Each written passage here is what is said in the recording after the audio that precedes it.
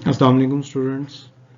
आज का लेक्चर हमारा क्रॉसटॉक सर्वे के ऊपर है और हमारी ये अजम्पशन है कि आप अपना 90 डिग्री ड्रॉ करने के डिफरेंट मेथड्स आपको आ गए हैं। आप फील्ड में 90 डिग्री एंगल ड्रॉ कर सकते हैं, ऑफसेट ले सकते हैं, परपेंडिकुलर ऑफसेट्स, और आप डिस्टेंस मेजरमेंट इनके चेनिंग भी कर सकते हैं और उसमें जो भी हर्डल्स हैं आप उनको ओवरकम कर सकते हैं। अब हम ये देखेंगे कि जो हमारा फील्ड का डेटा है उससे हम एरिया कैसे कैलकुलेट कर सकते हैं। क्रॉसटॉक सर्वे के अंदर बेसिकली हम बाउंड्रीज को पहले लोकेट करते हैं और लोकेट से मुराद हमारे पास ये भी आता है कि हम सारी डिस्टेंस मेजरमेंट्स कर लेते हैं। उन डिस्टेंस मेजरमेंट के बाद हमारे पास दो तरह की शेप्स आती हैं डिस्टेंस की। अगर हमारी एक बेस लाइन है तो इसमें हमारे पास ट्राइंगल होगी और एरिया ऑफ ट्राइंगल मालूम करने का जो राइट एंगल ट्राइंगल है, हमने चूंकि ऑफसेट परपेंडिकुलर लिया है, उसका वे ये है कि हम परपेंडिकुलर जो हमारे पास आया उसको हम हाफ करेंगे और फिर उसको बेस से मल्टीप्लाई कर देंगे तो हमारे पास राइट एंगल ट्राइंगल का एरिया आ जाएगा। दूसरा ये है कि हमारे पास कोई चार कोने वाली शक्ल बन जाएगी, इसको ट्रिपोजाइड्स हम कहते हैं, एनी रेक्टेंगल। तो इसका तरीका ये है कि इसमें चूंकि 90 डिग्री पे दो एंगल हैं हमारे पास, तो उनको हम ऑफसेट्स कह देते हैं। अब वो दो ऑफसेट्स को हम जमा करके उनका हाफ करेंगे और फिर उसको जो बेस है उस ट्रिपोजाइड के उससे मल्टीप्लाई करेंगे तो एरिया हमारे पास आ जाएगा। इसके लिए ज़रूरी चीज़ें क्या है कि हमारे पास कोई ऐसी चीज़ हो, क्रॉस टॉप हो, ऑप्टिकल स्क्वायर हो या कोई और मेथड जिससे हम 90 डिग्री राइट एंगल ड्रॉ कर सकें, और दूसरी बात हमारे पास चेन टेप हो या कोई भी और सूटेबल डिवाइस से हम डिस्टेंस को मेजर कर सकें।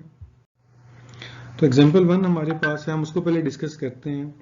सबसे पहले आपको जो डेटा प्रेजेंट किया जाता है उसको समझना पड़ेगा कि वो डेटा आपने एंटर कैसे करना है क्रॉस टॉप सर्वे में। आप ऐसे एक रेक्टेंगल से बनाएंगे।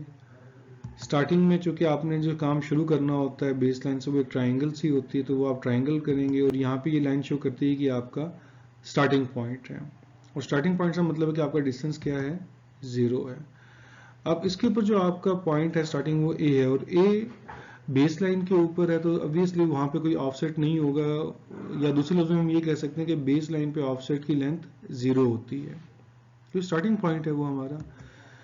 फिर ये दूसरा डेटा उन्होंने बताया कि आपसे 15 मीटर आगे गए तो बी पॉइंट आया और बी पॉइंट पे जो ऑफसेट की लेंथ थी वो 30 थी। ये मीटर और फिट मीटर में वाला डेटा है आपका ये। फिर आप 30 मीटर आगे गए तो आपने दूसरी साइड पे, मतलब ये है, देखें दोनों अपोजिट साइड पे कोई पॉइंट एफ है जिसपे 36 का आपने ऑफसेट लिया। ये ज्योमेट्री पे डिपेंड करता है कि अभी यहाँ पे सेंटर से लाइन गुजर रही है किसी एरिया की और हम ऑफसेट्स ले रहे हैं। फिर आप 48 मीटर आगे गए, ये सारा डिस्टेंस आपका पॉइंट ए से है स्टार्टिंग से। वहाँ पे आपका जो ऑफसेट आया वो 45 था। सी ये ए बी सी ए की साइड पे है बेसिकली पॉइंट। फिर आप 72 मीटर आगे गए पॉइंट ए से, तो वहाँ पे आपका डिस्टेंस 48 था ऑफसेट ई पॉइंट के ऊपर। फिर आप 96 आगे गए और यहाँ पे आपका डायग्राम क्लोज हो जाती है, ट्राइंगल बन गई है, तो यहाँ पे ऑब्वियसली जो पॉइंट है डी, उसका ऑफसेट भी 0 होगा। आपको जो डेटा बुक में दिया गया है वो इस शक्ल का होगा, तो मेरी ये कोशिश थी कि आप इसको अंडरस्टैंड कर लें कि क्या है। अगेन आई रिपीट कि ए और डी पॉइंट हमारे बेस लाइन के ऊपर हैं और उन पे ऑफसेट की लेंथ 0 होगी। बी सी एक साइड पे हैं और एफ ई दूसरी साइड पे पॉइंट है और दरमियान में इनका डिस्टेंस लिखा हुआ है, जबकि अल्फाबेट के साथ इनकी ऑफसेट की लेंथ लिखी हुई है। हमसे कैसे ड्रॉ करते हैं, हमने पॉइंट ए लिया, ए पॉइंट से आप देखें अगला पॉइंट कितने फासले पे था, 15 मीटर के फासले पर। तो 15 मीटर आगे हमने एक लाइन ड्रॉ की स्ट्रेट, ये लेट्स इस पॉइंट को हमने नाम दे दिया जी का। अब इस पॉइंट के ऊपर हमारा बी पॉइंट आना है इसके परपेंडिकुलर के ऊपर, जिसकी ऑफसेट की लेंथ है 30 मीटर। अब ये देखिए एक राइट एंगल ट्राइंगल बन चुकी है ए जी बी, जिसका बेस 15 है और परपेंडिकुलर 30 है। तो हमारा जो फार्मूला था हाफ ऑफ परपेंडिकुलर, 30 का हाफ लेंगे, मल्टीप्लाई करेंगे बेस से, तो 225 मीटर स्क्वायर इसका एरिया आ गया। अब देखें कि हमने अभी चूंकि एक साइड पे जाना है तो उस पर हमारे पास नेक्स्ट पॉइंट है सी। सी पॉइंट कितने फासले पर है हमारे पास, 48 के फासले पर है, और सी पॉइंट का ऑफसेट हमने 45 ड्रॉ कर लिया। अब ये देखिए जो 48 है ये बेसिकली डिस्टेंस हमारे पास कहाँ से आ रहा है, पॉइंट ए से, लेकिन अगर हम जी पॉइंट से देखें तो वो 33 मीटर के फासले पर होगा। क्यों? क्योंकि ए से उसका डिस्टेंस है 48, लेकिन जी पॉइंट ए पॉइंट से 15 के फासले पर है, तो रेस्ट ऑफ डिस्टेंस आपका बनता है 33।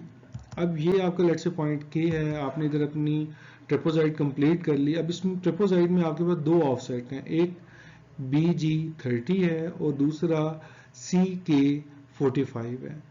अब एज पर आवर फार्मूला हम इन दोनों को जमा करके इनका हाफ लेंगे और जो बेस हमारी थी KG33 उससे हम उसको मल्टीप्लाई करेंगे तो हमारे इसका एरिया आ जाएगा। अब नेक्स्ट पॉइंट हमारे पास इधर D है।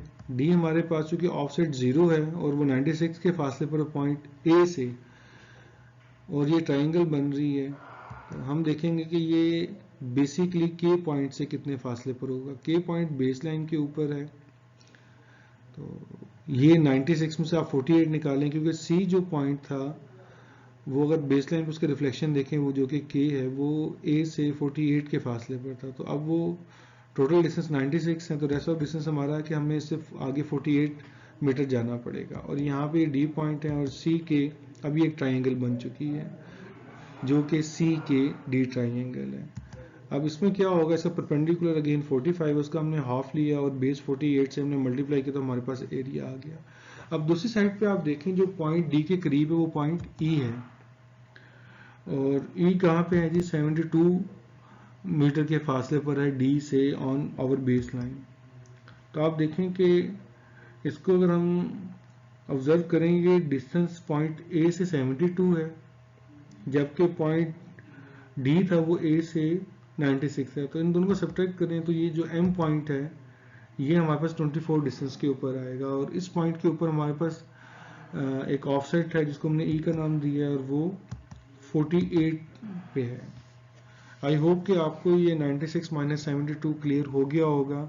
दूसरे लफ्ज़ों में हमें MD डिस्टेंस चाहिए था, AM डिस्टेंस हमें गिवन था 72, AD डिस्टेंस हमें गिवन था 96, इनको सब्ट्रैक्ट किया तो 24 आ गया।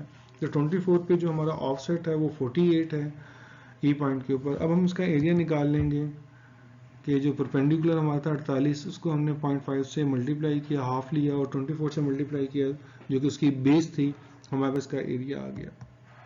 इसके हमारे पास F पॉइंट है जो A पॉइंट से 30 के फासले पर है। ये आपने उस पॉइंट की जो रिफ्लेक्शन है वो H के नाम से ले ली। असल में ये जो A B C D E F है ये पॉइंट्स आपके ऑफसेट को शो करते हैं, लेकिन ये जो डिस्टेंस है ये आपकी सेंट्रल चेन लाइन पे डिस्टेंस को शो करते हैं। खैर आप H पॉइंट पे आए। अब H और M के दरमियान क्या डिस्टेंस है हमारा, क्योंकि ये हमारी आगे वाली कोई ट्रिपोजाइड बनेगी। हमें पता है कि M पॉइंट 72 डिस्टेंस पे था, H पॉइंट 30 के डिस्टेंस पे है, तो ये 42 बनेगा। H पे जो ऑफसेट है वो 36 का है, उसको हमने F नाम दिया हुआ है डेटे में। और यहाँ पे जो आपके पास इसका एरिया बनेगा उसके दो ऑफसेट थे 48 प्लस 36, इनका हाफ किया सम करके, और 42 जो उनकी बेसिस से हमने मल्टीप्लाई कर दिया। इसके बाद आप देखें कि ये डेटा अगेन खत्म हो रहा है ए पॉइंट के ऊपर, और कोई डेटा आपके पास नहीं, इसका मतलब कि एफ पॉइंट ने डायरेक्ट ए पॉइंट से मिल जाना, कोई और डेटा आपको नहीं दिया गया। अब यहाँ पे जो इसकी बेस है ए एच वो 30 आपके पास ऑलरेडी है, एफ एच 36 है, ये भी आपके पास ऑलरेडी है। तो इसका आप एरिया निकाल लेंगे और उस एरिया को आप बाद में एड अप करके इन सबको टोटल एरिया निकाल लेते हैं। अच्छा, ये जो टोटल एरिया यहाँ पे है इसमें एक चीज़ देखेंगे, सारे एरियाज एड अप हो रहे हैं, लेकिन माइट भी जो एग्जांपल 2 आपको मैं नेक्स्ट करेंगे उसके अंदर कुछ ऐसे एरियाज हैं जब आप डायग्राम बनाते हैं तो आपको वो एरियाज एक्सक्लूड करने होते हैं। आपके डायग्राम में तो वो एरियाज आ जाते हैं लेकिन एक्चुअल एरिया को वो रिप्रेजेंट नहीं करते, तो उनको हम सब्ट्रैक्ट करते हैं। अब ये मैंने आपको समझाने के लिए कि आप बुक में जब टेबल देखेंगे वो टेबल थोड़ा डिफरेंट बना हुआ है, लेकिन अगर आपका ये कॉन्सेप्ट क्लियर है तो आप बुक वाले टेबल को अंडरस्टैंड कर लेंगे।